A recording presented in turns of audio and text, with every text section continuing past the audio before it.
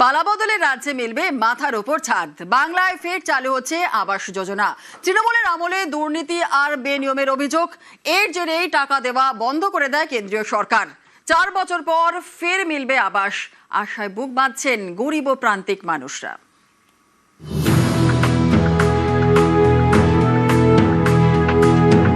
একশো দিনের কাজের পর এবার বাংলায় শুরু হচ্ছে প্রধানমন্ত্রী গ্রামীণ আবাস যোজনাও।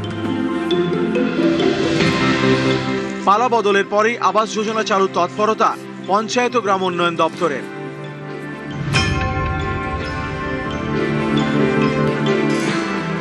গ্রাম বাংলার আর্থসামাজিক উন্নয়নে এক যুগান্তকারী প্রকল্প প্রধানমন্ত্রী আবাস যোজনা।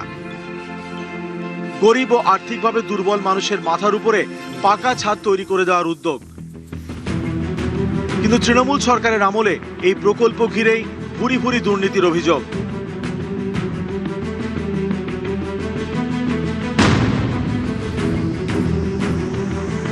স্বজন পোষণ, দুর্নীতি থেকে কাটমানি, অভিযোগ পাহাড় প্রমাণ, দিকে দিকে বেনিয়ম। বিরোধী থাকাকালীন বিজেপির দাবি ছিল রাজ্যের একাধিক জেলায় অযোগ্যদের বাড়ি পাইয়ে দিয়েছে তৃণমূল, আর যিনি যোগ্য তিনি রয়ে গিয়েছেন কাঁচা বাড়িতে। বাস্তবে বহু ক্ষেত্রে তার প্রমাণও মিলেছে। দুর্নীতির প্রমাণ মেলায় প্রকল্পের টাকা পাঠানো বন্ধ করে দেয় কেন্দ্রীয় গ্রামোন্নয়ন মন্ত্রক। পালা বদলের পর এখন বাংলায় ডাবল ইঞ্জিন সরকার। ক্ষমতায় এসে গ্রামের প্রান্তিক মানুষদের মাথার ছাদ দিতে ফের উদ্যোগী হয়েছে রাজ্য।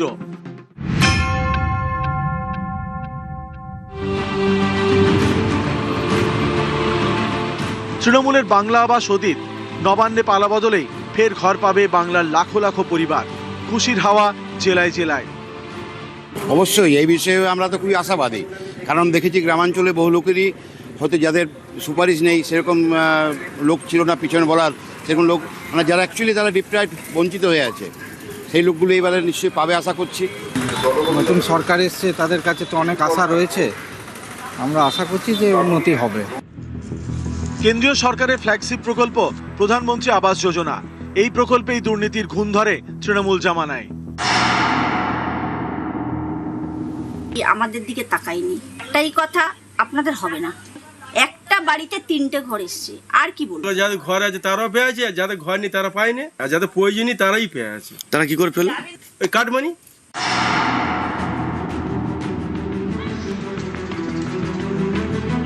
মালদার চাঁচলের জালালপুর গ্রাম পঞ্চায়েত।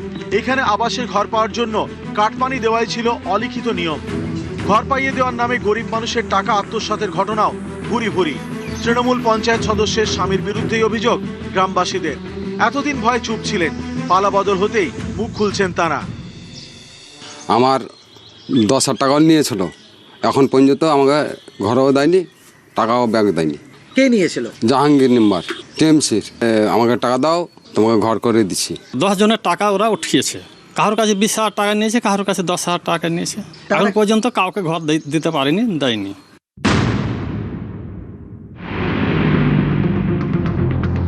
তৃণমূলের আমলে আবাসের দুর্নীতির ক্ষত এখনো দগদগে।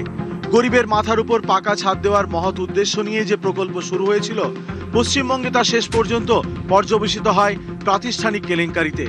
অভিযোগ ওঠে আবাসের বাড়ি পেতে কাটমানি দিতে হতো তৃণমূল নেতাদের। পাকা ঘর থাকলেও বাড়ি পেয়েছেন অযোগ্যরা, বঞ্চিত হয়েছেন অসংখ্য যোগ্য ও গরিব মানুষ। উপভোক্তাদের নাম ও তথ্য নথিভুক্তর ক্ষেত্রেও জালিয়াতি।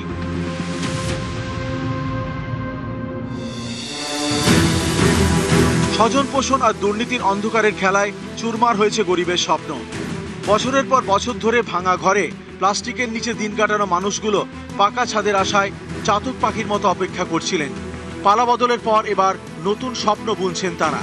সতর্ক রাজ্য। দুর্নীতি রুখতে প্রধানমন্ত্রী গ্রামীণ আবাস যোজনার ক্ষেত্রেও নথি যাচাইয়ের নির্দেশ দিয়েছে পঞ্চায়েত ও গ্রাম উন্নয়ন দপ্তর। নিউজ 18 বাংলা।